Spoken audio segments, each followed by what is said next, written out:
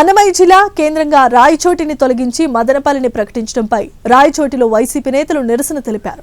YCP రాష్ట్ర ప్రధాన కార్యదర్శి గడికోట శ్రీకాంత్ రెడ్డి, వైసీపీ రాష్ట్ర అధికార ప్రతినిధి రమేష్ కుమార్ రెడ్డిల ఆధ్వర్యంలో ఈ ర్యాలీ జరిగింది.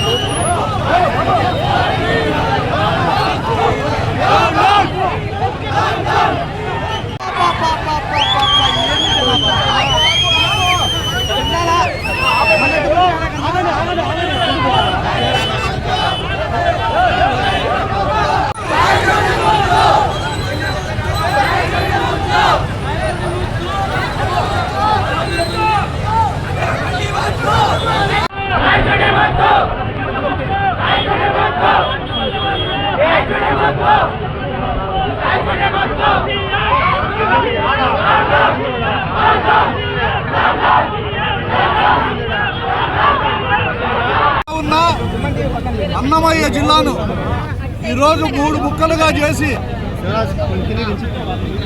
ఒక ముక్క తిరుపతికి, ఒకటి కడపకు, రాయచోటును తీసి మదనపల్లిలో కలిపి మదనపల్లెను ప్రత్యేకంగా ఒక జిల్లాగా ఏర్పాటు చేయడం చూస్తూ ఉంటే చంద్రబాబు నాయుడు గారు ఏ రోజు కూడా ఆయన ఇచ్చిన మాటకు కట్టుబడి ఉండడు అని చెప్పేదానికి ఇంతకంటే వేరే నిదర్శనం ఏమీ దొరకదు.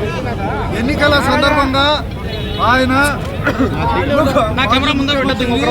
పక్కన పెట్టుకొని రాయచోటి జిల్లాను ఇట్లే కొనసాగిస్తాం, అన్నమయ్య జిల్లాను కొనసాగిస్తాం, రాయచోటిని జిల్లా కేంద్రంగానే పెడతామని చెప్పి ఎన్నికల్లో నాది మొదటి హామీ అని కూడా చెప్పడం జరిగింది.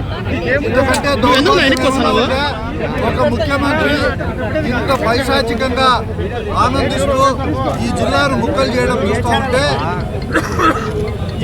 ఇంతకంటే దారుణం ఇంకోటి లేదు.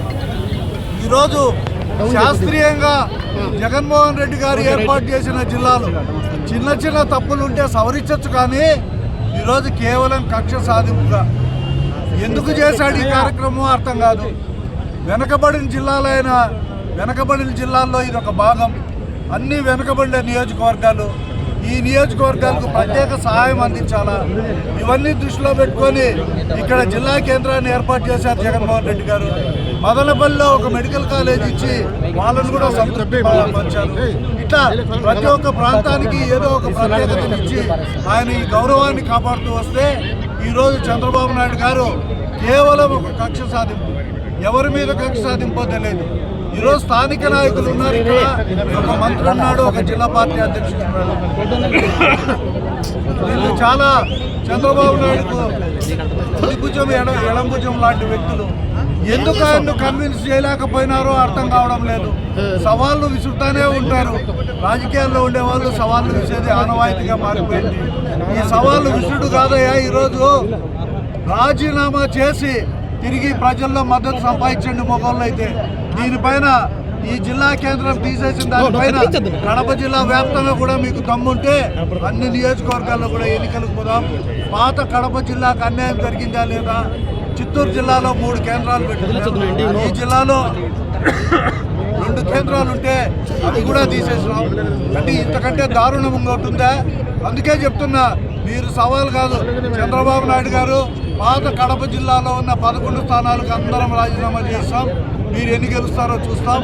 ఈ రాయచోటిని ఒక దీని కింద తీసుకున్నాం.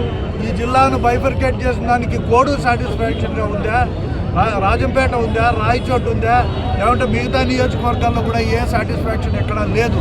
రాయచోటి కేంద్రమే ముద్దు అని చెప్పి ఇక్కడ అభివృద్ధి కూడా శ్రీకాంత్ రెడ్డి గారి హయాంలో విపరీతమైన అభివృద్ధులు కూడా చేసినాడు.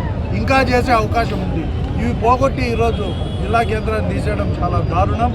మేము ఇది సాధించేంత వరకు కూడా ఉద్యమాన్ని కొనసాగిస్తామని